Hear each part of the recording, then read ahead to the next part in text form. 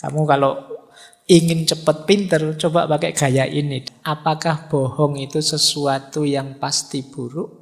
Tentu saja. Tuhan pun memperingatkan kita bahwa bohong itu buruk. Apakah semua bohong itu buruk? Ya jawaban temannya, ya tentu saja. Baik.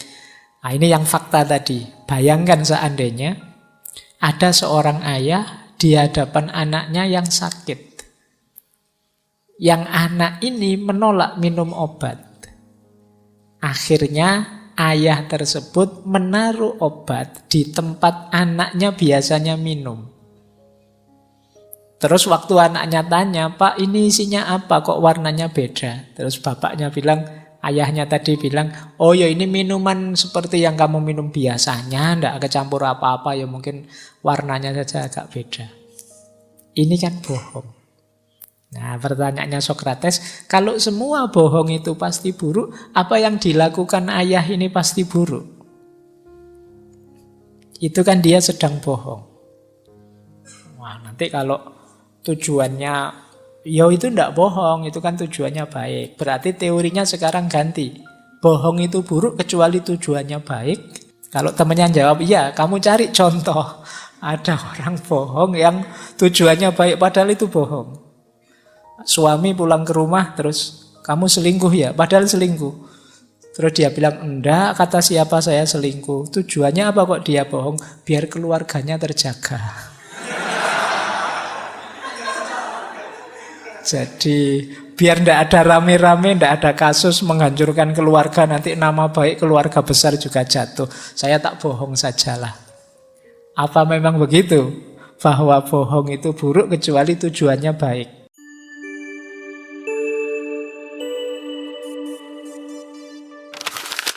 Assalamualaikum warahmatullahi wabarakatuh. Asumsi besarnya apa sih metode dialognya Sokrates ini? Kata Sokrates, setiap orang punya potensi untuk meraih kebenaran dan kebaikan serta mungkin juga salah. Orang itu bisa salah, bisa benar, bisa baik, bisa buruk. Maka jangan hanya dicekoi. Kadang-kadang kalau cuma dicekoi itu khawatirnya konteksnya tidak pas. Situasinya tidak sesuai. Misalnya saya kasih wawasan hidup ini harus, apa wis tema ngaji filsafat, harus ikhlas, harus tambah pamrih, harus apa. Sementara konteks hidupmu hari ini mungkin belum nyampe level itu. Akhirnya kamu menerapkannya secara tidak pas. Begitu kamu nilaimu jatuh, saya ikhlas kok Pak, semuanya sudah tidak. Nah, itu kan konteks. Kamu hanya menelan saja yang saya sampaikan tanpa melakukan penyesuaian. Kamu tidak membacanya versi dirimu, kamu hanya mengimitasi yang saya sampaikan. Padahal kamu punya potensi untuk menemukan kebenaranmu sendiri.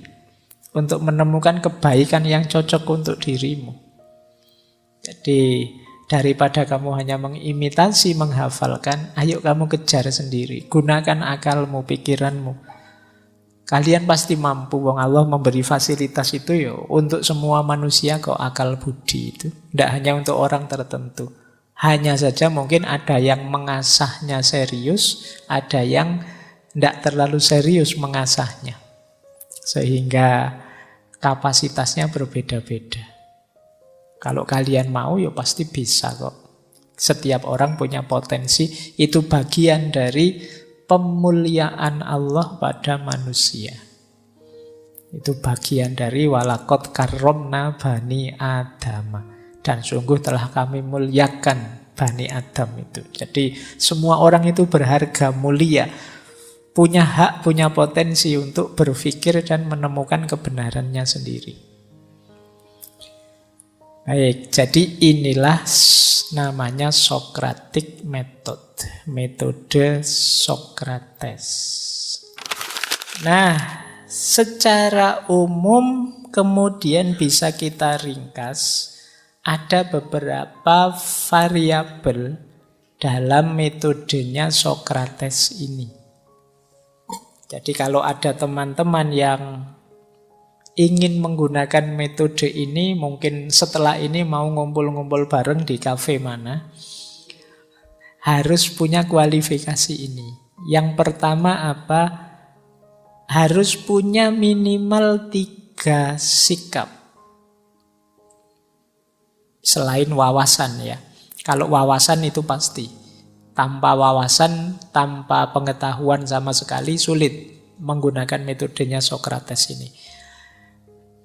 Sikap yang penting apa? Yang pertama rasa ingin tahu, yang kedua terbuka, yang ketiga menghargai apapun gagasan orang. Tidak menghakimi. Kalau Sokrates itu gayanya menghakimi, itu begitu temannya ngomong keliru langsung mesti disalah-salahkan. Wah, kamu sesat, kamu kok mendefinisikan kok seperti itu, mesti langsung dibegitukan. Tapi Sokrates tidak, dihargai. Jadi diawali dengan oke, kalau memang menurutmu keadilan itu begitu, bagaimana kalau dalam kasus yang seperti ini ya? Nah, terus dia mikir lagi. Ya kalau dalam kasus yang seperti itu ya mungkin begini. Nah, tapi kan kontradiksi dengan definisimu tadi. Katanya tadi keadilan itu begitu. Nah, ini gayanya Sokrates. Jadi dia tidak menghakimi. Sampai dia terus, iya ya kontradiksi. Nah, berarti harus disempurnakan definisinya kemudian. Nah, itu terus sampai ketemu sendiri. Itu gaya dia. Jadi menghargai pikirannya orang. Ya tentu saja yang paling dasar rasa ingin tahu. Jadi ini memang kunci ilmu, kunci filsafat itu rasa ingin tahu. Kalau rasa ingin tahunya mati, ya tidak jadi berkembang ilmunya. Kalau mental kita mental, ala Pak sudah tidak usah tanya-tanya, semuanya baik-baik saja tanpa ditanya macam-macam, ya wes. Selesai urusannya. Tapi kan tidak ada peningkatan kualitas. Wong kita itu manusia pasti tidak sempurna. Yang bisa kita lakukan menyempurna. Tambah baik, tambah baik.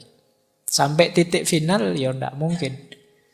Tapi kan justru kemuliaan kita ketika kita jadi baik, dan lebih baik. Itu antara lain kalau kita siap mengevaluasi diri.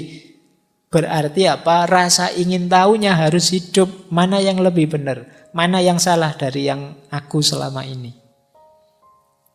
Nah, kalau Sokrates levelnya tidak hanya untuk dirinya, tapi juga menemani yang lain, mempertanyakan diri dan menemukan kebenaran. Yang kedua tentu saja terbuka. Jadi pikiran yang terbuka. Tidak milih-milih referensi, tidak milih-milih sumber.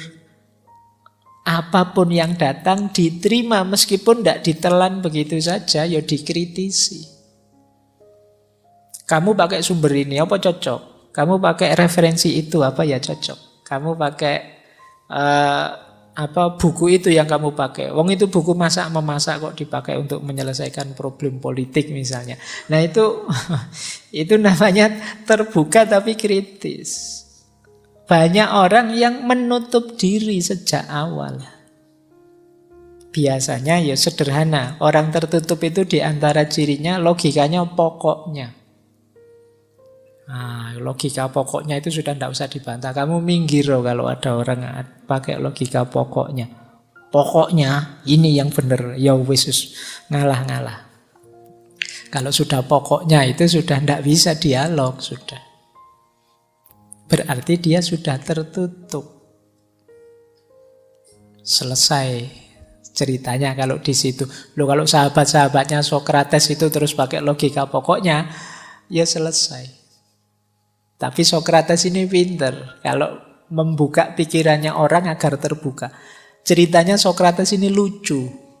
Jadi kalau sedang ngobrol itu isinya mesti penuh tertawa. Nggak kok tegang kayak orang dihakimi gitu. Nggak. Ngobrol santai-santai, ketawa-ketawa sambil bongkar pikirannya sendiri-sendiri. Kalau teman-teman tertarik bisa baca kan beberapa ada dialog-dialognya Sokrates, dialognya Plato tentang Sokrates yang diterjemah.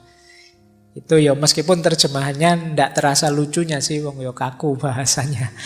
Tapi anggap saja itu lucu lah, ya memang maksudnya lucu. Cuma kan ya bisa diterjemah dari Indonesia ke Inggris sudah dari Inggris ke Indonesia sudah luar biasa. Baik, jadi 3 sikap ini harus hidup. Yang tidak ingin tahu, yang tertutup dan tidak kuat menghadapi perbedaan, tidak bisa menggunakan metode Sokrates ini. Ya mungkin silahkan cari metode yang lain. Terus ada beberapa kunci yang penting saat kita menjalankan metode Sokrates ini. Yang pertama apa? Tentu saja pertanyaan akan jadi kuncinya. Begitu pertanyaannya meleset, jelek, tidak fokus, selesai. Kualitas dialognya juga akan turun. Betapa pentingnya nanti posisinya Sokrates ini. Dia yang jadi tukang tanya. Dan tidak gampang. Jangan dikira lebih sulit jawab daripada bertanya. Justru kuncinya ada pada pertanyaannya. Begitu pertanyaannya keliru, ya sudah, selesai. Tidak mungkin ada jawaban yang relevan. Yang kedua, dalam dialog-dialognya Sokrates itu ada lagi yang jadi kunci apa? Contoh-contoh faktual. Baik yang cocok atau tidak cocok. Jadi Sokrates itu kalau diskusi ada orang ngomong apa, terus dia ngasih contoh fakta yang berbeda. Orangnya terus mikir lagi, iya ya, kok bisa beda ya? Cinta itu adalah ketika perasaan kita meluap-luap ingin memiliki saja apa yang kita cintai misalnya. Terus Sokrates mata, gimana kalau ada seorang ibu atau orang tua yang anaknya disekolahkan jauh sekali, di asrama atau di pondok yang jauh. Apa itu buktinya cinta? Tadi katanya cinta itu ingin bersama, ingin memiliki terus. Ini kok malah dijauhkan. Kalau yang seperti itu gimana? Oh itu mikir lagi kan terusan. Wah berarti keliru ini definisinya. Berarti cinta itu bisa jauh, bisa dekat. Yang penting teringat terus. Ya mungkin nanti bisa ditampilkan fakta lagi. Gimana kalau ada suami nyari uang pusing, tidak dapat apa-apa. Akhirnya lupa sama istrinya, yang dipikir cari uang terus. Itu disebut cintanya hilang apa enggak? Oh itu gayanya Sokrates. Pokoknya kamu jengkel loh mesti nih ketemu Sokrates ini. Tapi ikutilah. Nanti lama-lama kamu bisa ketemu, bisa mendefinisikan. Oh ini. Yang benar itu memang seperti ini. Jadi dia pintar memberi fakta atau counter fakta. Kalau begini gimana? Kalau begitu gimana? Katamu cinta damai, tapi kok seneng sekali kamu kalau ada rame-rame, kalau ada gegeran. Loh, tapi kan bukan berarti seneng dengan rame-rame itu membuktikan kita tidak cinta damai. Lah tapi terus apa ukurannya orang cinta damai itu? Apa kalau ngomong lembut? Kan ada orang ngomongnya lembut tapi nyelekit. Yang lembut tapi tidak nyelekit, Pak. Lembut tidak nyelekit sih, tapi begitu dipikir-pikir sebenarnya itu merendahkan kita itu. Terus kita marah, terus gimana? Oh itu gayanya Sokrates. Jadi mengejar kita terus sampai kita sampai pada kebenaran. Dan jangan lupa ini yang agak sulit yang ketiga ini, kemampuan merangkum dan menyimpulkan. Ketika kamu menjelaskan pada Sokrates, bla bla bla bla, terus dia bilang, oh berarti maksudmu ini ya. Itu berarti dia menegaskan. Yang kamu omongkan panjang lebar tadi sebenarnya kan intinya ini toh. Nah ini pinter kalau Sokrates, merangkum dan menyimpulkan. Kadang-kadang kan kita tidak terlalu canggih di situ. Orang ngomong panjang lebar, oh berarti yang diomongkan itu intinya ini loh. Nanti intinya lebih panjang dari omongan tadi. Jadi disuruh menyimpulkan malah ceramah sendiri. Nah itu kan ada yang seperti itu. Nah kalau Sokrates pinter ya, dari uraian panjang terus ketemu, oh intinya ini. Nah itu kalian latihanlah gayanya Sokrates ini, menarik untuk kita menemukan kebenaran.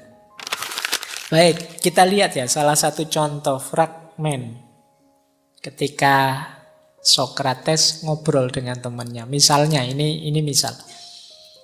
Misalnya satu ketika Sokrates tanya, apakah bohong itu sesuatu yang pasti buruk? Tentu saja.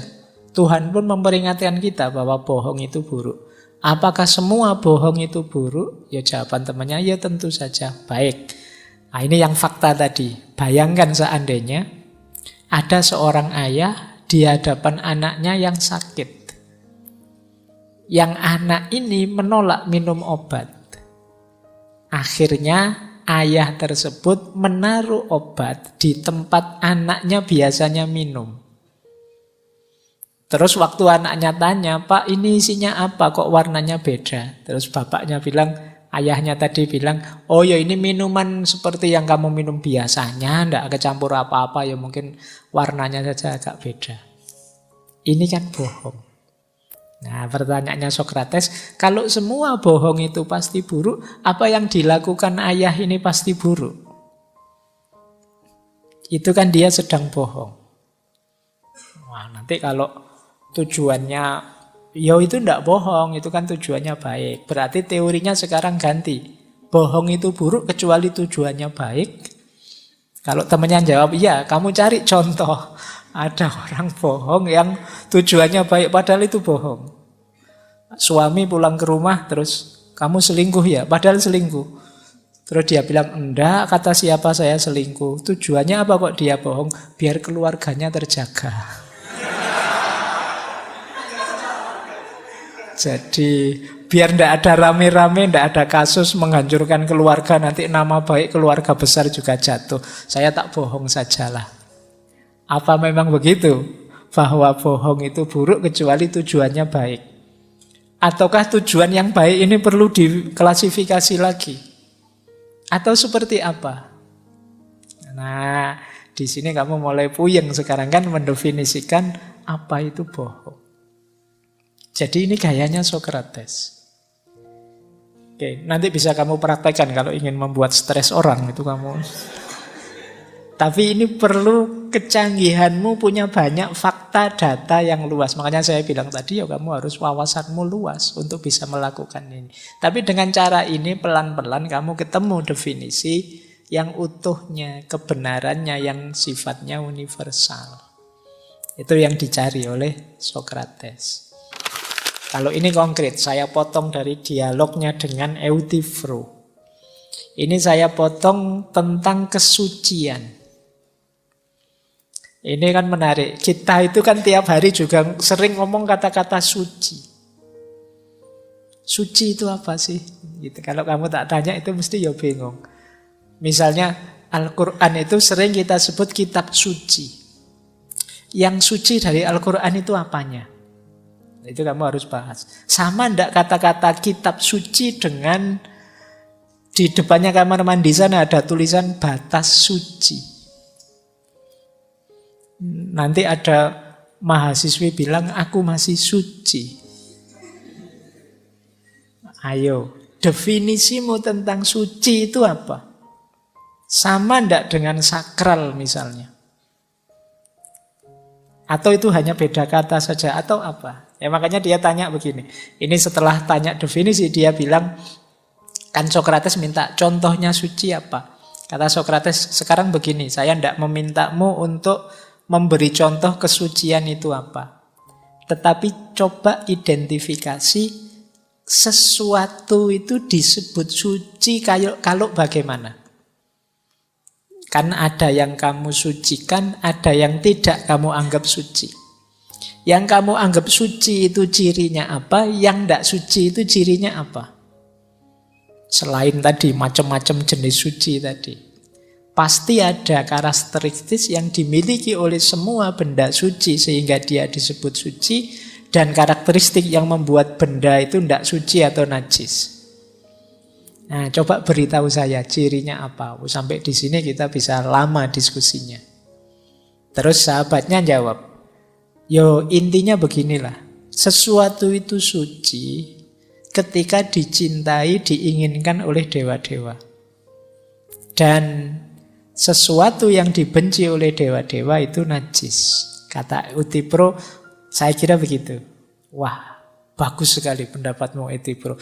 Ini muji sebenarnya, itu bagian menggaris. Padahal itu sebenarnya mau menjatuhkan.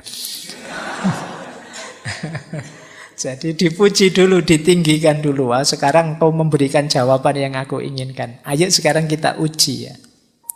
Benda yang dicintai oleh dewa-dewa adalah suci, dan benda yang dibenci oleh dewa-dewa adalah najis. Dan suci itu kebalikannya najis. Kebalikannya tidak suci. Begitu kan maksudmu? Iya. Nah, padahal sebelumnya, ini di pendapat sebelumnya, Euthyphro bilang ada beberapa hal yang dibenci oleh dewa ini tapi disukai oleh dewa itu. Jadi mungkin kalau dewa laut itu sukanya ini, tapi ini yang disukai oleh dewa laut itu dibenci oleh dewa petir. Nah, itu penjelasan Euthyphro sebelumnya. Nah, di sini terus kelihatan jadi inkonsisten. Lah bagaimana kalau ini suci menurut dewa A tapi tidak suci menurut dewa B? Benar suci enggak? Suci itu ada di barangnya atau di pikiranmu? Itu gayanya Sokrates sudah. Kamu kalau ingin cepat pinter, coba pakai gaya ini diskusinya. Jadi diskusi yang berpikir. Ada bahan oke, tapi bahan itu referensi, bukan untuk dikutip saja. Karena kadang mahasiswa itu kalau diskusi merasa sudah tuntas kalau sudah ngutip pikirannya orang-orang besar. Sejauh yang saya tahu, Sokrates itu bilang begini. Itu nanti terus kamu, temanmu tidak berani bantah sudah ada kutipannya Sokrates, saya tidak berani. Itu strategi yang pernah dulu saya pakai zaman saya mahasiswa. Itu ada lomba debat P4 yang antar mahasiswa baru. Wah, waktu debat itu yang lain pakai argumen canggih-canggih, saya ngutip tapi ngawur. Ini saya baca menurut pendapatnya Gus Dur di tulisannya, padahal Gus Dur enggak nulis itu sih. Tapi teman-teman yang lain mendengar referensi dari Gus Dur, dari Nurholis Majid, ngeri sudah. Wah, ini mesti kelas tinggi ini. Saya nyerah ini mesti. Jadi kamu lebih terpesona oleh rujukan-rujukan, kutipan-kutipan, bukan kemampuan analisisnya. Nah, ayo latihan jadi kayak Sokrates ini. Latihan mengelola data, mengelola ide untuk membantu kita sampai pada kebenaran. Ini gayanya Sokrates. Baik, 6 pertanyaan gaya Sokrates. Ini nanti konsep pertanyaannya Sokrates ya. Yang pertama apa? Menyelidiki implikasi dan konsekuensi dari yang disampaikan orang. Misalnya bertanya, apakah ini masuk akal? Yang kamu sampaikan ini rasional enggak sih? Masuk akal enggak sih? Argumennya apa? Alasannya apa kalau masuk akal?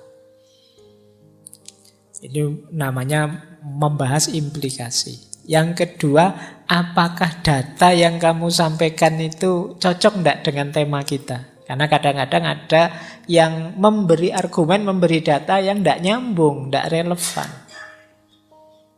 Maka ditanyakan juga kesesuaian antara pernyataan dengan kenyataannya. Yang kamu omongkan ini faktanya mana? Faktualnya mana? Dan ditanyakan juga yang terakhir, konsekuensi dari pernyataan itu. Kamu berani ngomong seperti itu, sudah mempertimbangkan enggak konsekuensinya apa? Ya konsekuensi itu ya enggak harus konsekuensi faktual, konsekuensi logisnya juga. Karena kamu menyimpulkan bahwa ini adalah itu, berarti yang berhubungan dengan itu berarti juga salah. Nah, ini namanya konsekuensinya. Jadi karena berani diputuskan misalnya bahwa rokok itu sesuatu yang merusak, bisa tidak disimpulkan konsekuensinya semua yang berhubungan dengan rokok adalah hal yang negatif. Nah, itu kan namanya konsekuensi. Jadi tidak sekedar sesuatu itu, tapi relasi jauhnya juga harus dihitung. konsekuensinya. Karena kamu bilang bahwa kuliah yes, pacaran no misalnya. Coba kamu hitung konsekuensinya. Berarti kalau ada cowok ganteng atau mahasiswi cakep seperti apapun nembak ke kamu mesti nolak ya. Konsekuensinya kan itu, karena pacaran itu no. Kamu mesti tidak ingin kuliah sambil pacaran. Berarti kalau ada urusan apapun, kalau itu berhubungan dengan kuliah, ya kuliahmu kamu nomor satukan, yang lain minggir dulu, apa begitu. Itu namanya konsekuensi. Misalnya kalau kamu tadi bilang kuliah itu nomor satu, kalau orang tua gimana?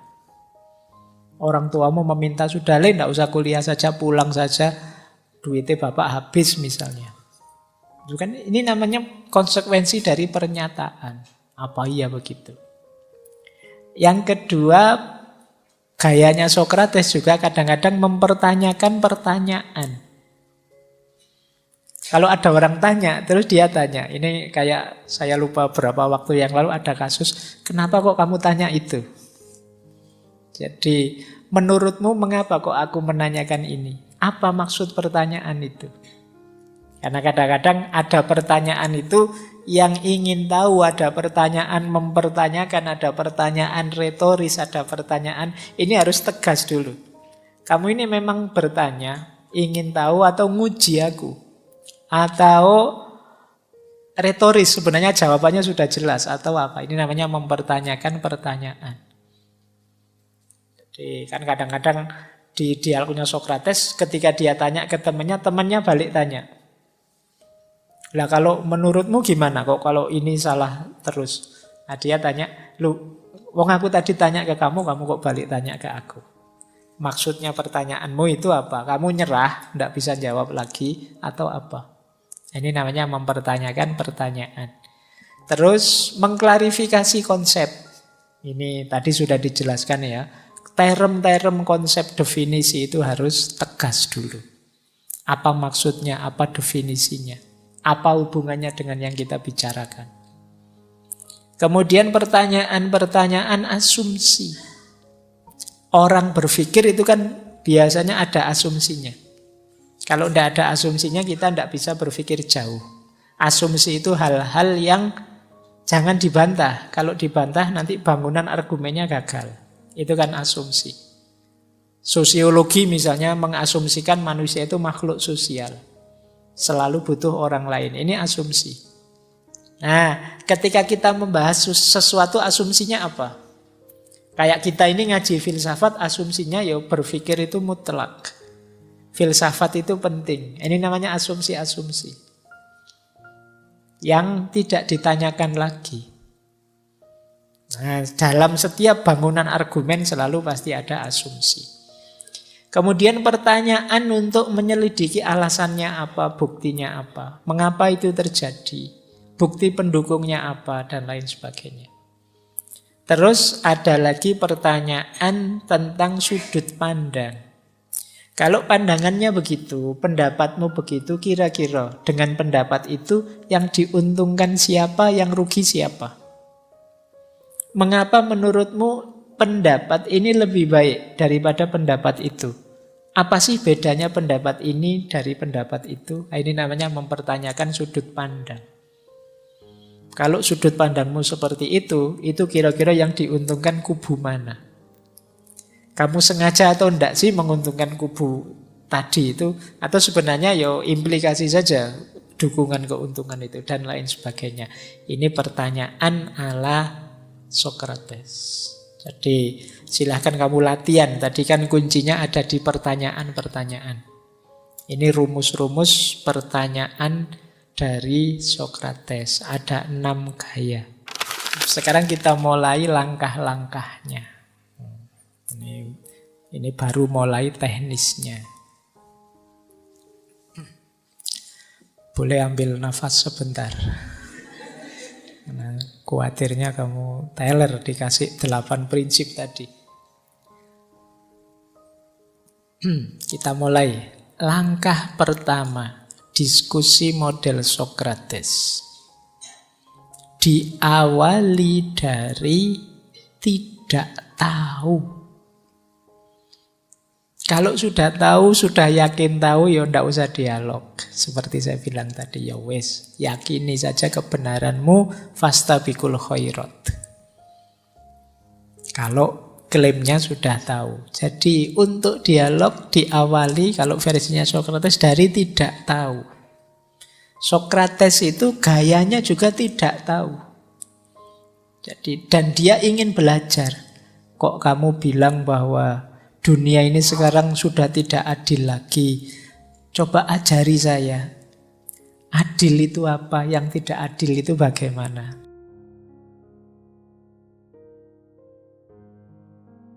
Nah, ini dia ingin belajar.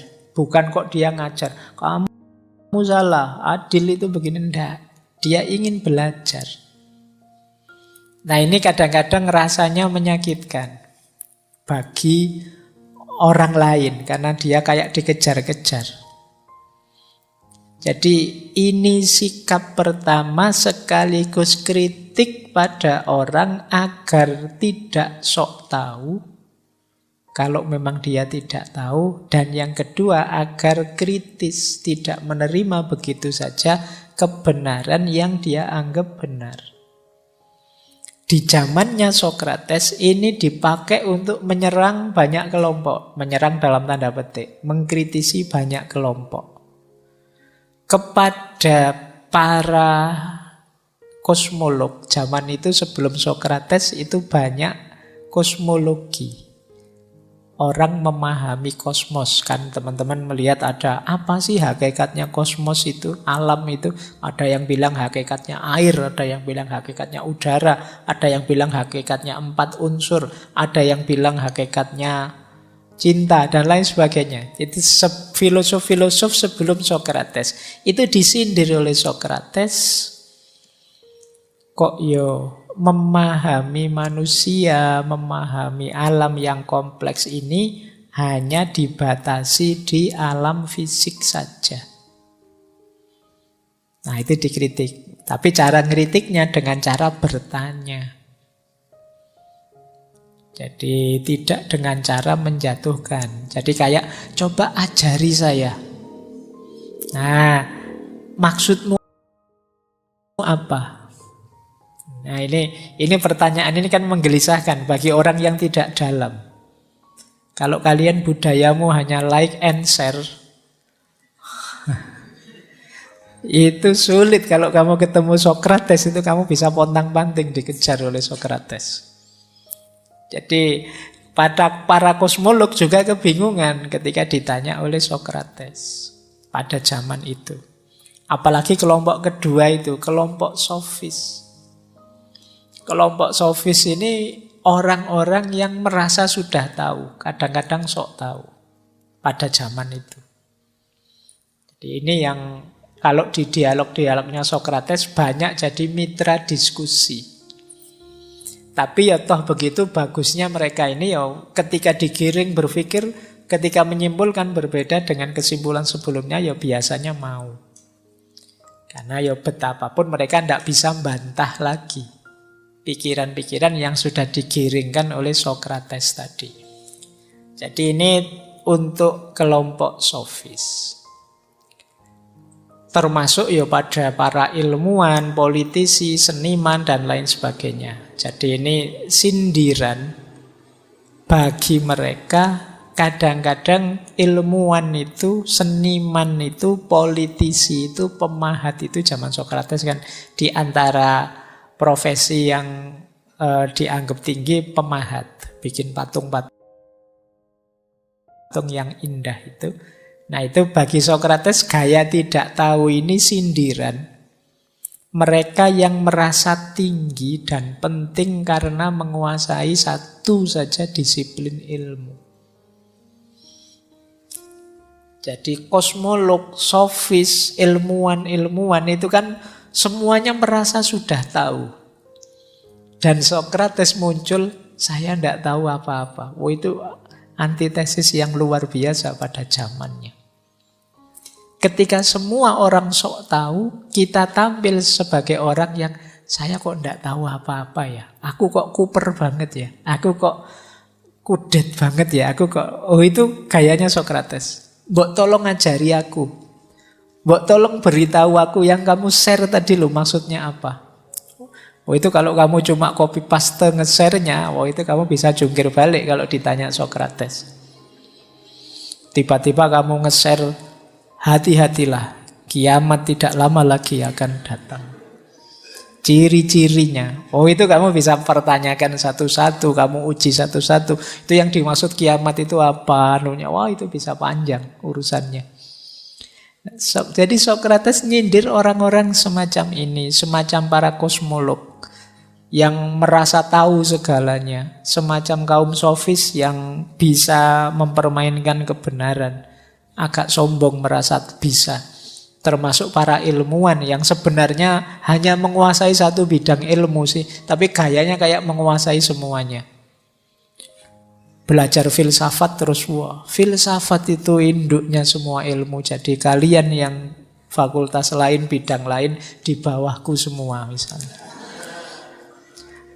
Nanti yang kuliah pendidikan, loh, yo intinya ilmu itu yo pendidikan. Kalau ndak ada pendidikan, bagaimana ilmu bisa hidup? Semua ilmu itu ya pintu gerbang dan wadahnya pendidikan. Jadi dia paling penting. Nanti psikologi datang, oh yang paling penting itu ya manusianya dong, batinnya. Kalau batinnya rusak, orangnya stres, ilmu apapun tidak ada gunanya misalnya. Terus semua ilmu merasa penting. Kedokteran juga merasa paling penting. Nanti apalagi matematika juga menganggap dirinya paling penting, biologi menganggap dirinya paling penting, apalagi agama. Loh, agama itu nomor satu. Semua ilmu harus tunduk di bawah ilmu agama misalnya. Nah ini cara-cara berpikir yang dikritik oleh Sokrates. Wong kita itu ngertinya satu bidang kok merasa tahu semuanya dan merasa paling tinggi. Cara ngeritik Sokrates bukan dengan cara menyerang mereka semua, tapi dengan cara dia tampil sebagai orang yang saya tidak tahu apa-apa. Coba beritahu saya, coba jawab ketidaktahuan saya. Ini langkah pertamanya Sokrates. Langkah kedua, Sokrates mengajukan namanya ironi. Jadi Sokrates itu pura-pura tidak tahu, memancing lawan bicaranya, biarkan dia merasa tahu, kemudian kita gali, kita giring pikirannya. Biarkan dia nanti menyimpulkan sendiri. Jadi jangan pojokkan dia, beri pertanyaan-pertanyaan sampai dia tergiring menyimpulkan sendiri. Nah, yang kedua ini namanya ironi. Jadi untuk bisa bertanya dan menggiring itu kan sebenarnya orang wawasannya harus tinggi. Kalau tidak tahu apa-apa sama sekali, tidak mungkin bisa bertanya secara pas. Tadi ketika dia bilang tidak tahu, dari pertanyaannya sebenarnya kelihatan ini orang ini wawasannya luas. Itu yang disebut ironi. Jadi kadang-kadang yang tadi ngakunya paling pinter ternyata begitu diberi pertanyaan ini itu akhirnya tidak bisa jawab. Malah Sokrates yang bisa mengarahkan ke jawaban yang benar. Oh berarti sejak tadi yang lebih pinter itu ya Sokratesnya. Nah ini namanya metode ironi. Ngakunya tidak tahu padahal pinternya luar biasa. Nah, baik, jadi nanti kalau gaya yang pertama mungkin teman-teman bisa. Cuma yang kedua ini saya tidak jamin. Kalau teman-teman malas baca, malas belajar, tidak bisa menampilkan ironi. Kalau tidak punya wawasan apa-apa, kayak tadi misalnya ada teman yang sekedar like and share, coba kamu bilang begitu maksudnya apa? Ya karena kita tidak punya wawasan apa-apa, ya temanmu jawab apa saja, nanti ya kamu percaya saja akhirnya. Kamu tidak bisa melakukan ironi. Tidak bisa mempertanyakan. Yang terjadi hanya tanya jawab satu arah. Untuk bisa seperti Sokrates ini yang bolak-balik, kemudian justru dia yang mengarahkan diskusi itu, ya kamu tidak blank sama sekali. Kamu punya wawasan-wawasanmu sendiri. tentang bidang itu. Oke, kita lanjutkan. Yang ketiga, namanya konfutasi. Atau kalau bahasa Yunaninya elenchus. Jadi Sokrates, konfutasi itu Sokrates mengajak temannya mengungkap apa yang ada di pikiran, membuat dia mendefinisikan, membuat dia menguraikan apa yang ada di pikirannya. Kemudian Sokrates menyebut kekurangannya, kontradisinya, ndak pasnya. Oh, definisimu begitu tentang keadilan. Definisimu yang seperti itu ndak cocok kalau dalam situasi ini. Jadi dengan bantahan-bantahannya Sokrates ini, orangnya terus sadar. Berarti yang belum tahu itu aku. Nah, ini pinternya Sokrates. Orang jadi terpojok sampai dia sadar, ternyata aku yang belum tahu. Padahal selama ini aku merasa sudah tahu. Jadi setelah dihadapkan pada ironi, sekarang orang itu sendiri sadar dari bantahan-bantahannya Sokrates. Biasanya Sokrates memberi contoh-contoh, memberi ilustrasi-ilustrasi yang membuat orang ini sadar, berarti tidak begitu. Aku belum tahu berarti. Itu yang disebut konfutasi, langkah ketiga. Barulah yang keempat, maiotika, kebidanan tadi. Bareng-bareng melahirkan kebenaran. Jadi setelah orangnya sadar dia tidak tahu, terus Sokrates mengarahkan pelan-pelan sehingga kemudian ditemukan definisi bersama, kebenaran bersama. Jadi ini seperti bidan tadi. Jadi manusia itu seperti orang hamil. Sokrates yang membantu persalinannya sehingga bayinya bisa lahir. Bayi ini ya pengetahuan itu, kebenaran tadi. Jadi kenapa perlu bantuan? Sebenarnya orang ini tahu sudah, tapi belum bisa merumuskannya, belum bisa meramunya. Itu seperti orang yang sedang hamil, tapi sulit melahirkannya. Dalam banyak hal kan teman-teman sudah tahu sebenarnya, tapi kalau disuruh menjelaskan tidak bisa. Jadi berarti apa? Tugasnya Sokrates itu maiotika tadi, seperti seorang bidan, nonton sampai kelahirannya lancar. Itulah sebenarnya tugas utamanya filosof. Tidak sekedar minteri orang, menceramahi orang, bikin orang stres dan ruwet. Tapi membantu orang menemukan kebenarannya. Dan ini menurut saya menarik karena kadang kebenaran itu di level tertentu sifatnya kontekstual. Jadi tidak kemudian tiba-tiba saya datang pada kalian terus menceramahkan, kalian harus jadi orang yang sabar ya, jadi orang yang tawakal ya, tanpa ngerti situasimu. Jadi kalau saya tahu situasimu mungkin saya tidak akan menasehatimu sabar. Maka biar saya tahu apa, jangan kesusu memberi obat sebelum tahu penyakitnya. Berarti apa? Dialog tadi. Saling mengungkap, saling membuka diri, bahkan bila perlu saling memberi masukan. Sehingga ketemu, yang benar itu ini ternyata. Yang pas itu ini ternyata. Nah ini langkah puncaknya itu namanya maiotika, kebidanan. Bagaimana orang bisa melahirkan kebenaran sendiri. Setelah itu dia pulang dengan puas karena aku sudah menemukan kebenaranku. Jadi bukan didikte oleh Sokrates, tapi dia nemu sendiri kebenarannya. Ini yang khas dari seorang Sokrates. Baik.